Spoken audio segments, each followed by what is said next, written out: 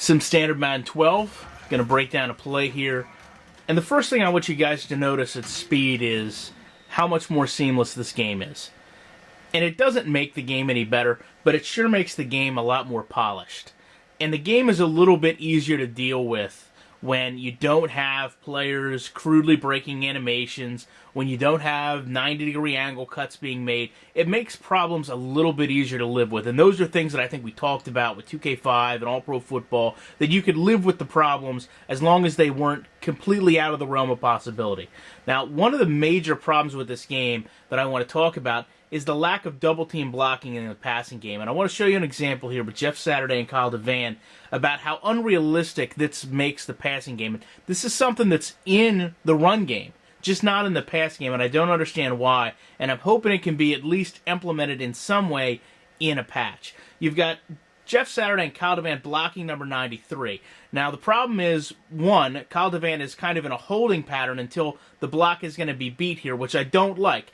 Traditionally, you should have the defensive tackle be able to beat both blocks if they're weak blockers. But in this situation, what you have is the first blocker gets beat, and there you see Saturday gets beat, and then they kind of motion shift 93 and 66 together so that they can kind of have their battle.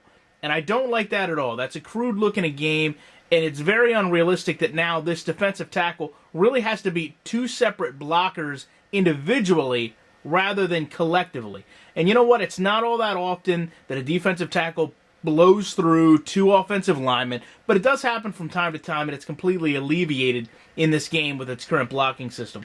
The other thing I want to go take a look at is something that this game has struggled with for a long time.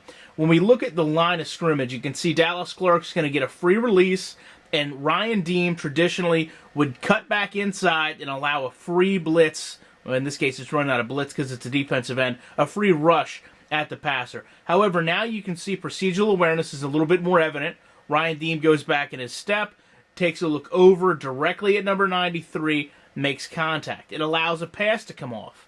Now, one of the problems that's really haunted this game for a long time, and it's still pretty evident, is these super linebackers. Now, even though this is a cover scheme, I don't like the fact that a linebacker is able to make a leap like this. I don't care what kind of linebacker we're talking about, whether it's Patrick Willis, Ray Lewis, your oldest or youngest stars.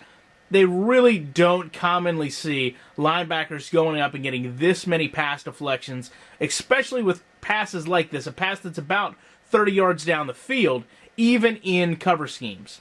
So I think that's been reflective in the season stats. If you go and look through, linebackers should not be leading pass deflection categories. Now, the one good thing about this is this pass deflection leads to a pretty seamless one-handed catch by Pierre Garçon. And the impressive thing about this is he does this almost completely in stride. Now, in Madden's prior, this was next to, if not impossible to see.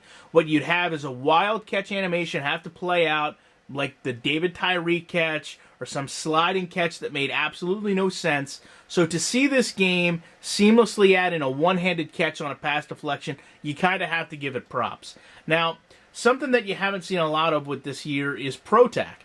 And I like the fact that even though this does look like a Pro Tack moment, you can kind of catch some realism as I get a text message in the middle of a video. You can see the first defender that comes up and makes contact is number 28. And he's going to make a wrap tackle while number 27 and 36 come in. They don't really make any momentum change in this game.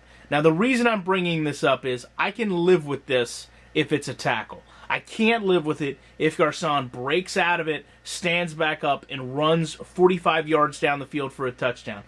I think what's been said all along by many people is as long as you can show me some sense of realism in the final outcome of a play, I can deal with little problems. I don't want to see them. I'd like to see them get tweaked and corrected, but I can live with them. So just taking a look at this again from Garçon's perspective, this to me is a pretty good play to showcase the good and the bad with this game. And again, things I hope can get addressed in patches, but also things that you can't deny have been made when you talk about strides in improving the game from Madden 11 to Madden 12.